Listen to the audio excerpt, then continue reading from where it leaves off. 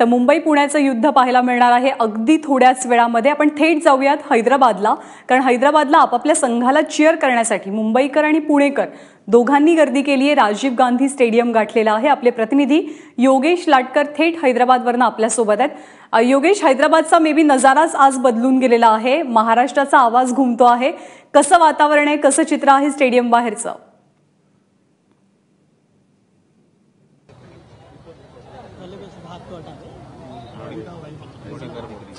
निश्चित ज्ञानदा, तू म्हटलीस त्याप्रमाणे तेलंगणा राज्य असलेल्या हैदराबादमध्ये आज केवळ जय महाराष्ट्राचा नारा घुमतोय, कारण फायनलमध्ये पोहोचलेल्या दोन्ही टीम ह्या महाराष्ट्राशी संबंधित आहेत आणि त्यामुळं इथे जय महाराष्ट्राचाच नारा घुसतोय। आपल्यासोबत काही फॅन्स मंडळी आहेत जी महाराष्ट्रातल्या वेगवेगळ्या कोपऱ्यातून आलेली आहेत। आपण त्यांच्याकडनं जाणून घेऊया काय जल्लोष आहे, काय करताय तुम्ही? मुंबई जितणार आहे। रोहित शर्माची टीम खूप चांगली खेळत आहे, त्यामुळे मुंबई जितणार आहे। मुंबई मुंबई मुंबई कशाच्या भरोशावर जिंकणार? मुंबई बॉलिंग आणि बॅटिंग दोन्ही पण चांगली आहे। जसे मुंबई टीमला सपोर्ट करणारे लोक आहेत, पुणे टीमचे पण लोक आहेत।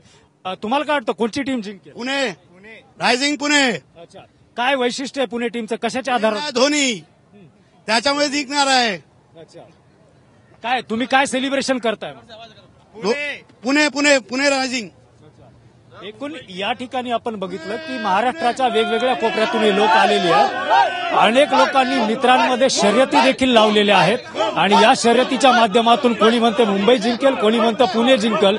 इथलं वातावरण अत्यंत गरम झालेलं आहे आणि काही वेळात या मॅच सुरू होणार आहे।